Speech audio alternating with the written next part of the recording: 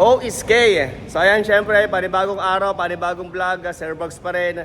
At ito, para sa ngayong araw, meron tayong mga new arrival na puro SUV, tatlong Ford Everest, isang Fortuner na kulay white, at saka isang Innova na MPV.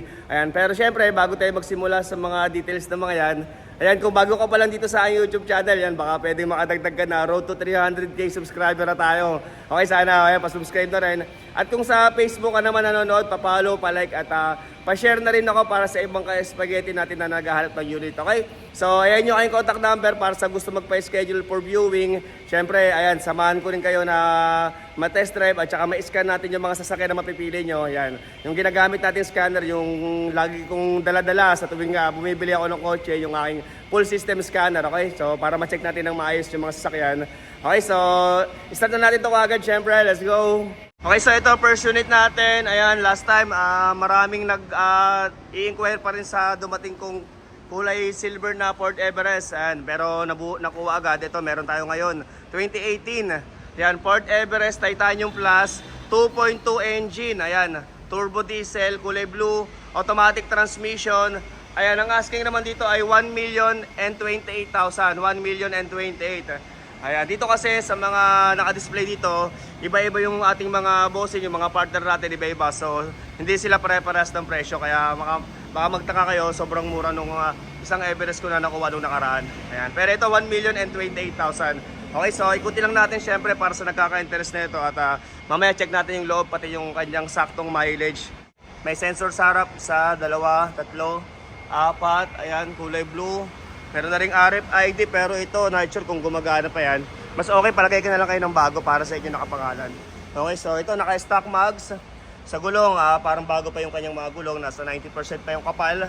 Naka-stepboard na rin. Yan, naka-tint. So, check naman natin sa bandang likuran. Ayan, dito sa mga unit na ipapakita ko ngayon, ganun pa rin, as usual. Libre ko na yung transfer of ownership. Ayan, basta naka-follow at naka-subscribe sa ating YouTube. Ayan, titanium. Meron ring back camera. Ayan, so check natin yung loob. Okay, so ito naman yung loob ng 2018 Ford Everest Titanium Plus. Ayan, meron siyang sunroof po. Okay, at naka-premium leather seat at ang bango ng loob na ito. Naka-stock na monitor. Ito naka-ano to climate control meron to. Ayan, sobrang sariwa oh. So ang kanyang saktong mileage ay namatay. So kunin ko lang yung susi para makita natin yung saktong mileage. Okay, so ayan, yung kanyang saktong mileage ay 53,000. Ayan, ito yung kanyang climate control. Okay, Ford Everest Titanium Plus, naka-premium leather seat. Ayan, naka-armrest. Siyempre may compartment dito sa ilalim ng armrest. Ito, lagayan ng baso. Ayan, lagayan ng mga barya. At ito, mga saksakan ng cellphone kung gusto nyo mag-charge. May USB at saka itong dalawa. So ayan, siyempre dito sa kanyang steering wheel, napaka-fresh pa. Kita nyo ba? Ayan, siyempre yung kanyang mga controls at saka yung Ford buong buo pa. Ayan, maski dito sa controls sa may driver side, sariwa pa, and then naka-leather din yung sidings. Siyempre dahil Titanium Plus, ayan, power seat na rin yung kanyang mga upuan. Ayan, kabilaan yan. Okay? Okay, so ayan, ulitin ko, 2018 Ford Everest Titanium Plus, automatic transmission, 2.2 turbo diesel, kulay blue. Okay, ang kanyang asking ay 1,028,000. 1,028,000 kasama na rin transfer of ownership at saka rehistro kung paso na to. Okay? So, next unit tayo. So, ito, next unit natin yung arrival, Geely. Kasi itong isang Everest natin, mukhang meron na magpapareserve. Ayan, 2018 yan na Titanium Plus din. Ford Everest Titanium Plus automatic, pero mukhang meron na magpapareserve kasi meron nang tumingin, may kausap na dyan bakalayan. So, ito na lang tayo yung arrival natin. So ito 2021 model. Ayan, Geely Okavango Urban SUV. Ayan, kulay white, gas engine, 7-seater. Okay, 878,000 ang asking dito. 878,000, ganoon din together with transfer of ownership. At saka rehistro kung paso na, pero 2021 model, malamang naka-rehistro pa to. Ito kakarating lang ngayon, no. So hindi pa siya ganun kalinis, pero napakasariwa niya. Ayan, Geely Okavango Urban yung kanyang variant. Ayan, kulay white, gas engine. At saka naka-power tailgate na rin to Ayan, napakaganda rin ng kanyang mugs. At sa gulong, parang bago pa naman yung kanyang gulong. Ayan, naka-two-tone mugs. At ito, naka-power tailgate na rin to So ayan. Ayan yung kanyang pindutan ng power tailgate Okay, so ayan, working. Ganda dito Okay, pero 7-seater daw to, pero 5 lang yung nandito. Ay, ito pala. So ito yung kanyang upuan, no? Nakatupi lang. So ito, napakaluwag ng kanyang likod. Pwedeng tupiin din yung mga upuan sa third row. So ayan, kita nyo, napakaganda rin ng kanyang harapan, no? Mamaya punta tayo doon. Close din natin, tignan natin kung working. So ayan, gumagana din yung kanyang power tailgate sa pagsara at saka pagbukas. Okay, so check naman natin yung loob. At ito naman yung loob ng 2021 Oka Bango Urban. Okay, kasi wala pa tong car tag, so hindi ko alam yung kanyang fully detail dahil ngayon lang ako nakakita nito. Bumase na lang ako dito sa ORCR, ayan, no? So ayan, ang kanyang variant Oka Bango Urban, malabo ayan, medyo malabo. Ayan, Oka Bango Urban SUV. Okay, so ito, napakaganda ng loob na ito. Naka premium leather seats at saka ang ganda ng mga nandito niya, yung cambio niya iba na. Syempre wala na rin siyang yung handbrake, dipindot na lang ito. So ito yung kanyang lalagayan ng susi. Not sure kung ilan susi, dalawa ata. Dalawa susi na ito, no? Dalawa? Dalawa daw susi. So ito, naka-stock monitor. At amoy bago pa to. Ayan, sariwang dashboard. Kahit yung mga controls siya rito, sariwa po, bago. Amoy bago pa siya, parang amoy leather seat yung kanyang amoy. So ayan, kahit dito sa mga controls, may bandang driver side sa pintuan. Super fresh pa. Ayan, panalo, naka-armrest na rin. Leather. Ito leather, ito plastic. So ayan. Okay, so ito naman yung kanyang mga upuan sa second row, naka-leather din. Ayan, syempre yung kanyang sunroof ito. Ayan, working lahat yan. Kasi lilinisin pa to, hindi pa masyadong malinis yung labas niya, ibabaping pa. Pero kita nyo, napakasariwa. Okay, check natin saktong mileage. Try natin i-start para maka-experience man na mag-start tayo ng ganito. So ayan, iba na rin yung design ng kanyang start to. Square na, hindi na bilog. At patayin natin yung radyo, baka tayo makaka-copyright, okay? So ayan, iba yung niya rin yan, pahaba Pahaba yung design ng kanyang monitor. At ang kanyang saktong mileage ay 27,000. At iba na rin yung dito nyo. Ganda. Ganda na ito. O ito, may mga controls pa rito. O ayan, may nyo na to. 20,000 ng reservation. At para sa magpapasend ng sample quotation for financing, ayan, mag-direct message kayo sa messenger ko, sa Sir Bugs. Type nyo na lang sa mga Facebook nyo, Sir Bugs, para mapasahan kayo ng sample quotation at requirements. Okay? So, patayin na natin. At yan, ulitin ko, ganda ng susi na ito. Iba yung design niya, no? Panalo. Okay, so ulitin ko to. 2021 model Geely Oka Bango Urban. Ayan, SUV, kulay white, gas engine. Okay, nakita nyo naman yung mileage, 20 plus lang, 27,000 mileage. Okay, 878,000 ang asking dito. 878,000. Hindi ko lang kabisado ang buong features nito dahil ngayon lang ako nakakita may dumating na ganitong unit dito sa amin. Pero napakaganda nyo. Kita nyo yung paglight niya, iba na rin, iba yung design. Kahit yung kanyang headlight, napaka-pogi. Ayan, panalo. Ito, may nyo na to. Sa may gusto, ayan, save nyo na lang yung aking contact number, okay? Sasabihin nyo ako na mas maaga para ma-update ko kayo kung available pa to. Okay, sayang to. Ito, napakaganda rin ito. 2018 Titanium Plus. Ayan, 988 yata yung asking nito, kung di ako nagkakamali. Naka-max na rin siya. Okay, so ito. Okay, so next unit tayo. Okay, so ito, next unit natin, another Ford Everest 2018 model, 2019 acquired, ayan kulay black, automatic din yung isang yan 60k plus mileage, mamaya check natin yung sakto, pero ayan malinis na siya ngayon, pinadetail ko pa kasi ito So ito ang asking ko rito, 838 na lang, kasi patapos na yun na taon, nung nakaraan pinicturean ko to, ayan, 858 yung asking ko nito, pero syempre dahil love ko kayo, isagad na natin yung sa 838. Ganun din, kasama na rin transfer of ownership at saka rehistro. Ayan, kulay black, 2018, 2019 acquired Ford Everest Trend. Ayan, automatic diesel engine, 2.2 6-speed. So ayan, check na natin syempre hanggang likod. Sa gulong, makapal pa naman yung kanyang mga gulong. Ayan, syempre naka-stepboard. Sa mags, stock mags pa rin, naka-tint. Ayan. So dito naman sa bandang likod, check natin. So ito yung kanyang likuran. Pero syempre trend lang to, hindi siya yung Titanium Plus. So hindi siya power tailgate at wala siyang sunroof. Pero syempre kaya mas mababa yung price niya. 838 na lang siya. 838,000. Ayan. Okay. So check natin syempre yung loob. So ito yung kanyang loob.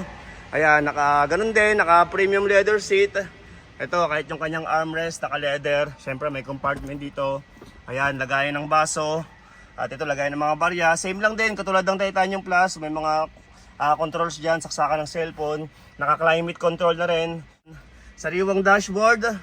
Okay, syempre, power seat din. Ayan. At naka-sidings din yung dito niya, yung kanyang mga pintuan. At yun, sariwa pa yung kanyang mga controls dito. Kahit yung kanyang steering wheels, fresh pa. Ayan o. At napakasarap gamitin ito. Kasi last time nung nag-vlog ko yung Everest ko, ayan, ang dami pang umahabol pero nakuha agad after 2 days na pa-reserve. Pero ito, may bago tayo ngayon, pero trend lang siya, kulay black. Pero syempre, alam niyo naman, basta unit natin. Ayan, mas mababa ang presyo natin. Ayan, 838,000 na, 2018 model, 2019 acquired, Ford Everest, trend. Ayan. Maganda yung kanyang deep dish matting, ayan, yung kulay red na parang pangmayaman ng itsura. At meron pang isa pang matting ulit na ito. Okay, syempre, lahat yan hanggang likod. Ganyan yung kanyang matting, yung kulay red na yan. At itong matting na to na extra pa. Ayan. At hanggang dito nakamating yan. Mamaya check natin yung bandang likuran. So ayan, so ito may saksakan din ng cellphone at para sa aircon. Ayan. Wala lang siyang sunroof pero ayan, ito yung kanyang kisame. Pero para sa akin kasi di naman masyadong nagagamit yung sunroof eh. Pero syempre kung gusto niyo ng Titanium Plus, meron tayo doon. 1 million nga lang may get. Ito naman yung kanyang, ayan, sa likod. Naka-ano rin, yung ganitong deep dish matting din. Pero natutupi rin tong isang to. Kung gusto niyo na mas maluwag na likod, kung marami kayong dala-dala, pwede rin tutupiin. Ayan, kita nyo. Napakaganda, no? At syempre, kompleto pa to. Tools, ayan, kompleto lahat. At saka itong warning device, ayan, meron din. Siyempre yung kanyang reserva, meron din to sa ilalim, ayun. Ayun. Okay? At ayun, siyempre sa may gusto nito, nag-accept din tayo ng financing. Kahit low down payment, pwede for subject of approval. Susubukan natin yan. Tulungan ko kayo. At kung trading naman, depende sa unit, sabihin nyo ako kung anong gusto yung unit na iti-trade nyo. Okay? Okay, so ayan, ulitin ko, 2018, 2019 acquired Ford Everest Trend 2.2 turbo diesel, kulay black. Ayan, 838,000 ang kanyang asking. 838 at hindi ko pala napakita yung saktong mileage. Check natin. At ito yung kanyang saktong mileage, hindi makita, medyo maliwanag eh. Ayan, 68,000 ang kanyang saktong mileage. Ayan, pamain na lang nito syempre. Pamain, Ford Everest Trend, pamain.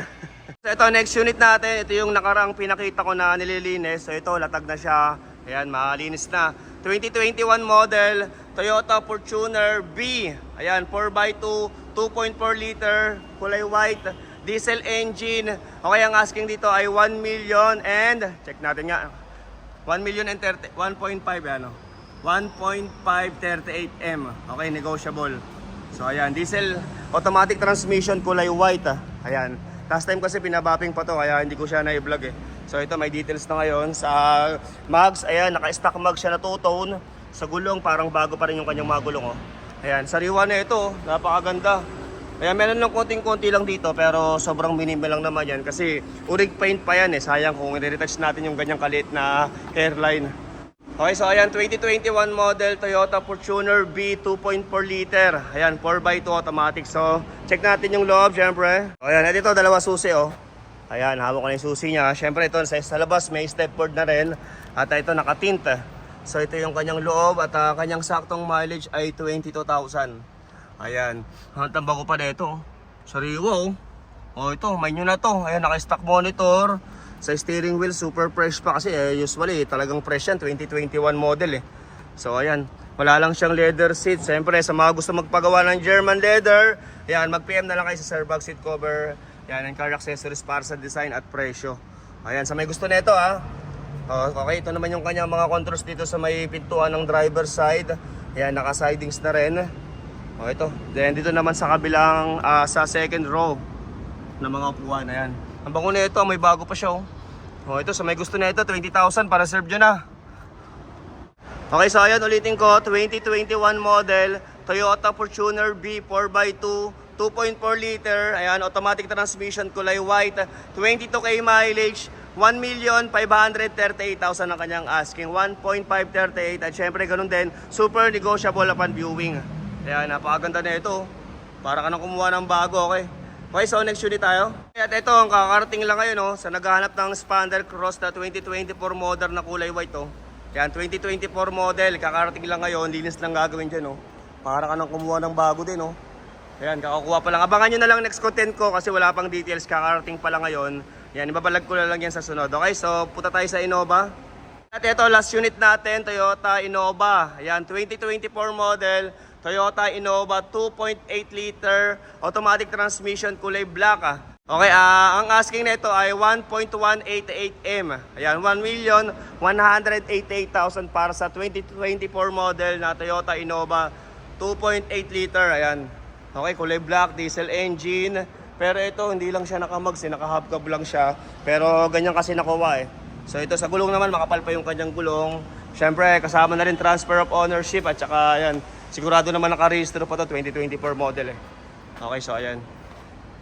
So pakita ko lang yung kanyang loob. So ito yung kanyang saktong mileage ay 16,000. Ayun. 16K para sa 2024 model. Ayan, naka-stock monitor. Siyempre, sariwang dashboard. Kompleto, manual booklet. Ayan. Ayan, kompleto yung kanyang mga booklet. Siyempre, yung kanyang RFID nandyan pa. So ito, wala lang din seat cover. So ayan, may nyo na to. Ayan, binabapping lang siya ngayon kasi para mas lalong ayan, kubintab at saka mawala yung kanyang mga ano, mga parang mga hairline na. Okay, so ito, may nyo na to. So may gusto na ito. Okay, so ayan, ulitin ko, 2024 model, Toyota Innova 2.8 liter, ayan, automatic transmission, kulay black, 16K mileage only, diesel engine, 1,188,000 ang kanyang asking, 1.188. Okay, so hanggang dito na lang muna at para sa ibang sasakyan, next content ko na lang yung mga hindi ko pa nabablog, okay? Comment na lang kayo dito para sa ibang hinahanap yung unit kasi, ayan, sa sobrang daming available natin ngayon, hindi ko ma-vlog lahat. Pero sa mga gusto mamili ng sasakyan dito, sabihin nyo lang ako, schedule natin yan, okay? So yun na lang muna para sa ngayon. Sana may napili kayong unit at sana nalibang kayo kahit paano. Siyempre, maraming salamat sa mga yan nag-subscribe sa akin at nag-follow sa Facebook. Siyempre, at muli, Sir Bugs nga pala, ang pinakagwapong bugaw ng mga Repossessed Cars. Thank you very much for watching.